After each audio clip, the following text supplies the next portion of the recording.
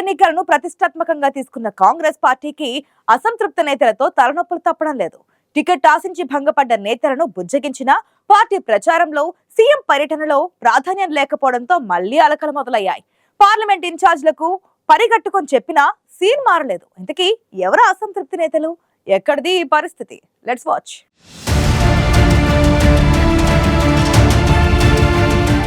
దేశం మొత్తం సార్వత్రిక ఎన్నికల హడావుడి నడుస్తోంది. దశలవారీగా జరుగుతున్న పార్లమెంట్ ఎన్నికల ప్రచారంతో అటు జాతీయ పార్టీలు, ఇటు ప్రాంతీయ పార్టీలు ప్రచారాన్ని హోరెత్తిస్తున్నాయి. తెలుగు రాష్ట్రాల్లో నామినేషన్ల పర్వం ముగిసింది. మే 13న జరిగే పోలింగ్ కోసం జోరుగా సాగుతోంది పార్టీల ప్రచారం. అభ్యర్థుల నామినేషన్ ప్రక్రియలోనే బల ప్రదర్శన కోసం రాష్ట్ర, జాతీయ స్థాయి నేతలను పిలిపించుకున్నారు.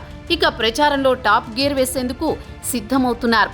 కానీ అధికార కాంగ్రెస్ పార్టీలో మాత్రం అసంతృప్త నేతలు వర్గాలుగా విడిపోయి వెనకడుగు వేస్తున్నారు. కండువాలు మార్చి పార్టీలోకొచ్చిన కొత్త వారితో పాత వారికి పొసగకపోవడంతో వర్గపోరు, అసంతృప్తి సెగలు మరింత రచ్చకెక్కుతున్నాయి. ముఖ్యంగా వరంగల్ పార్లమెంటు నియోజకవర్గంలో ఇంటి పోరు తారాస్థాయికి చేరిందన్న చర్చ ఉమ్మడి వరంగల్ జిల్లాలో నడుస్తోంది. గురూజీ రామ్నారాయణ్ జీ ప్రపంచ ప్రఖ్యాత జ్యోతిష్యులు ఇప్పుడు మన హైదరాబాద్ లో ఎటువంటి సమస్యలకైనా తక్షణ పరిష్కారం చేయబడును. సంప్రదించండి 96651137 9000004357.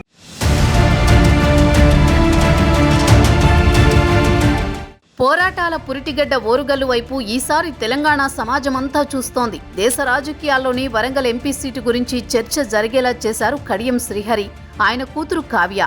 బీఆర్ఎస్ పార్టీ ఎంపీ అభ్యర్థిగా ప్రకటించిన 20 రోజుల తర్వాత తండ్రి కూతుళ్లు కాంగ్రెస్ పార్టీలో చేరి కొత్త రాజకీయానికి తెరలేపారు.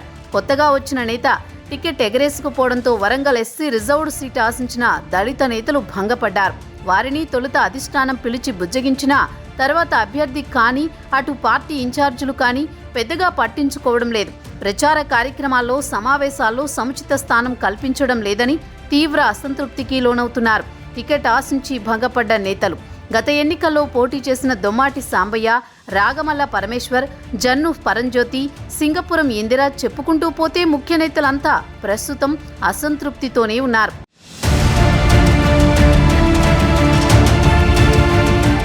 పార్టీ నాయకత్వం తీరుపై అసంతృప్తితో ఉన్నవారిలో ఎక్కువ మంది మెజారిటీ సామాజిక వర్గమైన మాదిగ వర్గానికి చెందిన నేతలు. వరంగల్ పార్లమెంటు సెగ్మెంట్లో మాదిగ వర్గానికి చెందిన ఓటర్లు అత్యధికంగా ఉన్నారు.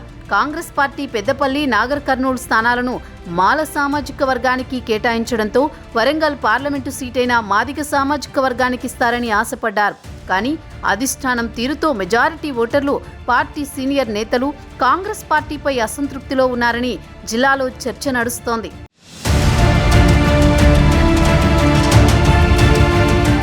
వరంగల్ పార్లమెంట్ ఎస్సీ రిజర్వ్డ్ స్థానం కావడంతో 2019లో పోటీ చేసిన దొమ్మాటి సాంబయ్యతో పాటు అనేక మంది టికెట్ ఆశించి భంగపడ్డారు.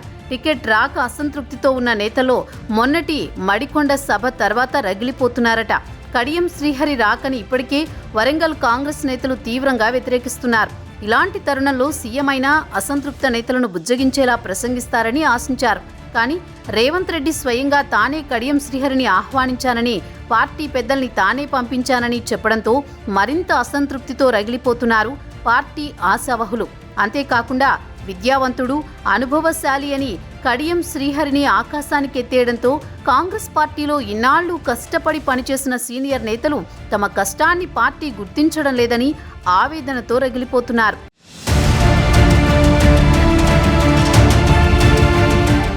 ఇప్పటికే నామినేషన్ల పర్వం ముగిసింది. అయినా వరంగల్ జిల్లాలో ఇప్పటికీ కాంగ్రెస్ పార్టీ ప్రచార కార్యక్రమాలు ప్రారంభించకపోవడానికి పార్టీలో జరుగుతున్న అసంతృప్తే కారణమని చర్చ జరుగుతోంది. వరంగల్ పార్లమెంటు పరిధిలో ఇప్పటికే నియోజకవర్గాలు, మండలాల వారీగా సన్నాహక సమావేశాలు పెట్టుకుని క్యాడర్తో ఇంటింటికి ప్రచారం చేయాల్సిన పార్టీ ఇంకా అసంతృప్త నేతల్ని బుజ్జగించే పనిలోనే ఉంది.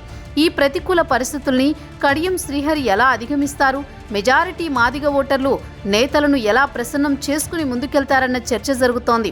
మిగిలిన 15 రోజుల ప్రచారంలో 7 అసెంబ్లీ నియోజకవర్గాలు, 40కి పైగా మండలాలు, 10కి పైగా మున్సిపాలిటీలు, 700కు పైగా గ్రామాల్లో ప్రచారం చేయాల్సి ఉంది.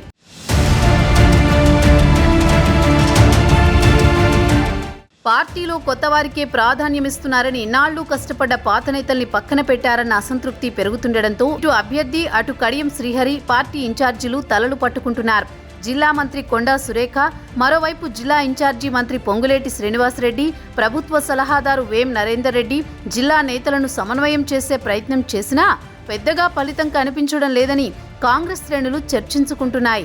ఇప్పటికైనా వరంగల్ పార్లమెంటులోని దళిత నేతలతో పాటు టికెట్ ఆశించి భంగపడ్డ సీనియర్లను కలుపుకొని ముందుకు వెళితే తప్ప గెలిచేలా లేమంటోంది వరంగల్ కాంగ్రెస్ కేడర్. మరి ఎలాగోలా అసంతృప్త నేతలను బుజ్జగించి ముందుకెళ్తారా, లేదంటే అంది వచ్చిన అవకాశాన్ని చేజార్చుకుంటారో చూడాలి.